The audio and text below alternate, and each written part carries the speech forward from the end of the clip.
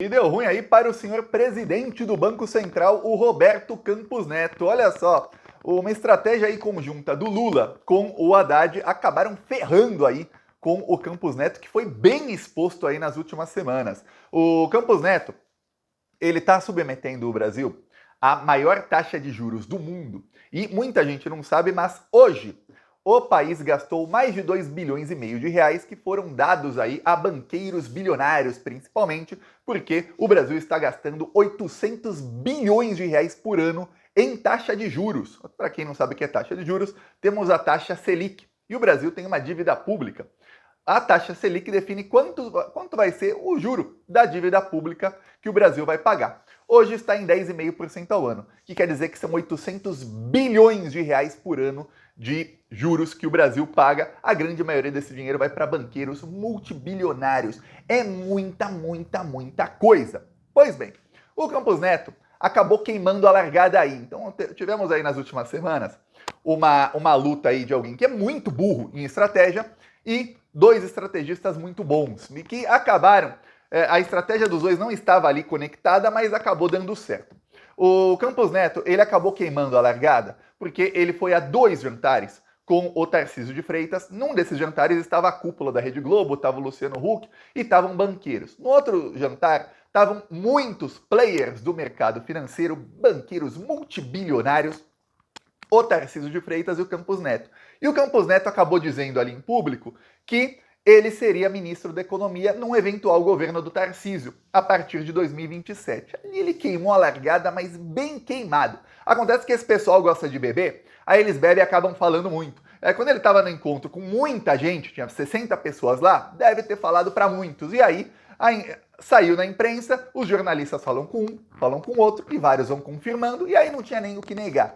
E aí ficou aquela, peraí, você está se reunindo com o governador de São Paulo, que era ministro do Bolsonaro, você que foi indicado pelo Bolsonaro e foi votar com camisa da seleção brasileira, e você já está falando que vai ser ministro da Economia desse cara? Que vai concorrer contra o Lula em 2026. Ou seja, qualquer ato seu a partir de agora passa a ser suspeito porque você está agindo politicamente para ferrar o governo Lula e para que tenha mais chance aí o Tarcísio de se eleger e você ganha um cargo. Você está fazendo igualzinho o Sérgio Moro. Sérgio Moro ferrava o PT para ter mais chance de alguém de direita se eleger, e no caso ele queria ser o candidato da direita, não deu para ser ele, foi o Bolsonaro, ele virou ministro do Bolsonaro. E igualzinho, olha só que coisa, o Sérgio Moro até prendeu lá, sequestrou o Lula em Curitiba. Pois bem, eis que a tática do Campos Neto começou a ferrar quando ele acabou falando demais. Ok. Pois bem, o Lula passou aí a expor o Campos Neto a partir desses encontros. Boa parte da população não sabe que o Brasil está sendo saqueado por banqueiros. A gente vê um monte de gente aí reclamando aí de uma coisinha ou outra do governo e não sabe que, olha, se está faltando alguma coisa numa escola, no hospital, é porque o governo não tem dinheiro para dobrar, triplicar investimentos nisso. Mais do que isso, as pessoas não sabem que a gente está pagando 800 bilhões por ano de taxa de juros. Mais do que isso, a gente vê o governo aí tentando agradar o mercado financeiro, anunciando, olha, vamos cortar despesas de 2 bilhões aqui, 5 bilhões aqui, entrando em briga com o Congresso por causa de 10 bilhões, sendo que cada meio pontinho na taxa de juros, a gente está falando aí de mais de 40 bilhões de reais. O Lula falou, e falou muito sobre Campos Neto, e aí pesquisas internas, saiu uma matéria no Globo mostrando que pesquisas internas disseram que 60% da população está com o Lula nessa briga, dizendo que realmente isso é um escândalo muito grande. Então o Lula viu, tem apoio popular, vou continuar falando. O mercado financeiro viu que a única maneira de fazer o Lula parar de falar, era subindo artificialmente o dólar. Então eles começaram a fazer o quê? Comprar dólar e vender reais. Quando você vende reais e compra dólar, mercado financeiro, lei da oferta e da procura. Tem muita gente ali procurando, buscando comprar dólar, o dólar aumenta frente ao real. Ok, o dólar foi subindo. Aí o Campos Neto, é isso que eu falo de estratégia. A estratégia do Lula é muito boa, vou expor aqui o Campos Neto para todo mundo ver. E aí o governo Lula passou a ter uma pauta, que era o quê? Derrubar o Campos Neto para que o Brasil possa voltar a ter investimentos. Pois bem, aí o que acontece? O Campos Neto novamente cometeu um erro, mas desastroso. Ele avisou via imprensa, ele avisou que olha, eu não vou intervir no dólar, vou deixar subir. Isso é crime. Aqui a gente está no Brasil e a gente sabe que ele não vai ser preso por essa fala, mas isso é crime. Ele, como presidente do Banco Central, uma das prerrogativas do Banco Central é controlar o dólar, é controlar a moeda do Brasil para que não se desvalorize muito. Por quê? Porque se a moeda desvaloriza, vai ter inflação. Imagina você, com o dólar a R$5, imagina que tudo que é da indústria é importado com preço em dólar. E aí muita coisa é importada com preço em dólar. Para você fazer um celular desse aqui, muitas pecinhas, por mais que tenha a fábrica da Samsung no Brasil, por exemplo, e de outras empresas no Brasil, muitas das pecinhas são feitas em outros países e chegam no Brasil com preço em dólar. Você compra uma geladeira, não sei o que, em dólar. Se o dólar dobra de preço, o preço dessas peças vai dobrar, o preço desse celular vai aumentar muito. Isso é o quê? É inflação. Fora o preço da indústria e tudo mais, aumenta tudo. Então, como é que você está avisando que vai deixar o dólar subir? Quando ele avisa que vai deixar o dólar subir, ele está dizendo para os investidores: compre dólar que você vai lucrar. Se você, plantonista, nunca investiu no mercado financeiro, eu vou te ensinar uma coisa. Tem um tipo de investimento que se chama mini dólar, que é você investir no dólar futuro. Quando você investe no mini dólar, cada tick, que é quando sobe um pouquinho a barrinha ou desce um pouquinho a barrinha, vale R$5. Para você ter ideia, 0,1 centavo, né? 1 centavo, 0,1 centavo são 10 ticks. Então, quando o dólar sobe 0,1 centavo, alguém que investiu em um contrato ganha R$50, se essa pessoa comprou dólar. Quando sobe 1 centavo, essa pessoa ganha R$500. Agora você imagina se falar para todos os investidores do país o seguinte: olha, eu vou deixar o dólar subir, eu não vou interferir nisso aí não. Ele está falando, compre em dólar, venda reais e compre dólar. O dólar disparou. O dólar saiu aí de 5,43 e foi a 5,70, assim, questão de 3, 4 dias. Aí você fala, caramba, crime, né? Pois bem, queimou a largada de novo o Campos Neto. O Lula estava falando, expôs, o Campos Neto acabou se expondo, mas pegou mal no mercado financeiro e aí aconteceu uma coisa, que é esse pessoal investiu muito, comprou muito dólar, tem uma hora que eles têm que vender o dólar que eles compraram mais caro para lucrar essa grana toda. Porque se você só compra e deixa comprado, você não lucra. Você lucra quando você vende e pega a grana para você. Pois bem, eis que o Haddad, ministro da Economia, se reuniu com o Lula. E o Haddad falou: ó, Lula, você já não sei quais palavras ele usou no jantar, ele se reuniu 2 vezes com o Lula no mesmo dia. Mas não sei quais palavras ele usou, mas mais ou menos ele explicou: Lula, você já expôs o Campos Neto, excelente. Agora tem uma coisa, esse pessoal vai fazer o dólar subir, mas subir muito, muito, muito, muito, e isso vai aumentar a inflação, e o Campos Neto não vai fazer com que a inflação caia. Se você mantiver essas críticas dessa maneira até dezembro, que é quando o Campos Neto vai sair do Banco Central, o que vai acontecer é que a inflação vai disparar até lá e a sua popularidade vai cair. Aí você vai ter que recuperar uma popularidade em queda maciça, aí, em queda livre, a partir do ano que vem. Não é tão fácil.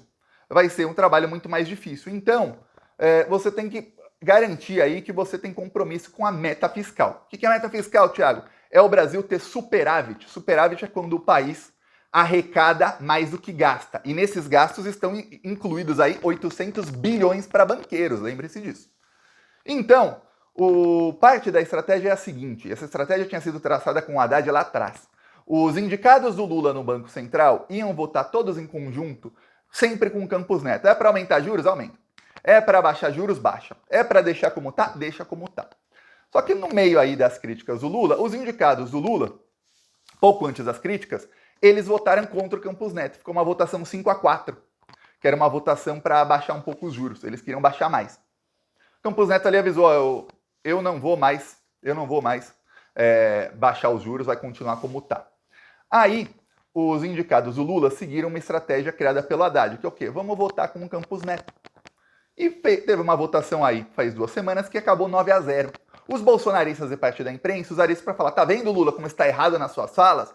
Só que tem uma coisa: os indicados pelo Lula votaram com o Campos Neto já sabendo que eles iam perder. E eles votaram com o Campos Neto por quê? Porque eles votando com o Campos Neto, quando o Lula indicar um deles para a presidência do Banco Central, esses aí não vão ter uma rejeição do mercado financeiro, e o mercado financeiro não vai fazer lobby junto aos senadores para que os senadores não aprovem a indicação do Lula. Pois bem, eis que o Lula chega, faz ali, ele autoriza o Haddad diz, olha, vamos cortar 26 bilhões de reais, 25,9, em despesas. E o Haddad falou, a gente não vai estrangular nenhum ministério, viu, Lula? Fica tranquilo. O Lula não quer cortar despesas. Cortar despesa é cortar dinheiro para investimentos no Brasil. Cortar dinheiro que vai exatamente para melhorar a vida da população. Aí você fala, pô, Thiago, que derrota. O Lula tá aí anunciando 26 bilhões aí de cortes.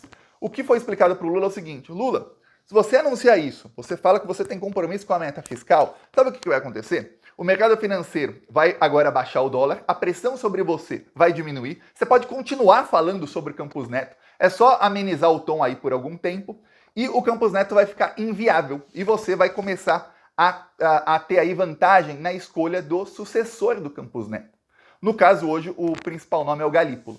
A coisa ficou tão feia para o Campos Neto que ele saiu. Hoje o Campos Neto não é mais presidente do Banco Central. O Campos Neto adiantou as suas férias. O que tinha ali de plano é que ele tirasse férias só no final do ano, pouquinho antes dele sair do Banco Central. Então ele tiraria férias no fim do ano, teria a última reunião do Copom, aí ele tiraria férias, não ia mudar quase nada ali na administração dele, e aí o Lula indicaria um presidente depois. Ok. Não, ele saiu agora de férias porque a fritura estava muito grande, ele teve que sair da panela, sair da frigideira. Então, saiu de férias o Campos Neto, saiu correndo. E pior, ele saiu correndo e colocou o Galípolo, que é o favorito do Lula, como presidente interino no lugar dele. Esse é o tamanho da derrota do Campos Neto, tá? Hoje, tá de férias e tem gente que diz que não sabe se ele volta ou que não sabe se quando ele voltar ele vai ter aí alguma moral, porque ele tá perdendo moral até em parte do mercado financeiro. E olha, você vê como esse mercado financeiro, né? Ele ajudou, tá dando bilhões aí para esse pessoal, e esse pessoal fica, sem esse Campos Neto aí, não sei não, hein? O cara queimou a largada duas vezes. Pô. Por mais que sempre que ele queima a largada, esses banqueiros ganhem muito, eles falam, pô, melhor alguém com estratégia do que alguém burro assim. É bolsominion, né? Burro. E aí, a estratégia do Lula é, olha, vai cortar agora 26 bilhões de investimentos? Vai, só que quando assumir o presidente do Lula no Banco Central, ele vai baixar os juros, e eu já te falei aqui, cada um pontinho na taxa de juros são 80 bilhões que estarão nos cofres públicos a mais. Se o Galípolo entra na presidência do Banco Central em dezembro e ele baixa em 3 pontos a taxa de juros, são 240 bilhões que o Brasil vai ter a mais para investir em saúde, em educação e tudo mais. Então, faz uma continha, não vale a pena você agradar o mercado financeiro agora. Falar, não, temos compromisso aqui com o déficit aqui, com o fiscal. Vamos aí cortar aqui os gastos, hein? Não corta os gastos com banqueiro bilionário vagabundo, não. Vamos cortar aqui do governo os gastos.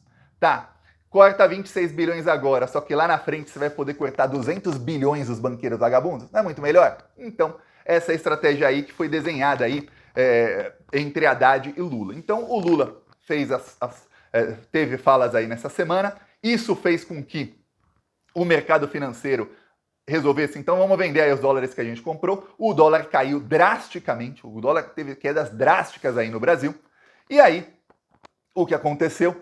O Campos Neto ficou inviável e saiu do Banco Central. É isso aí, ó.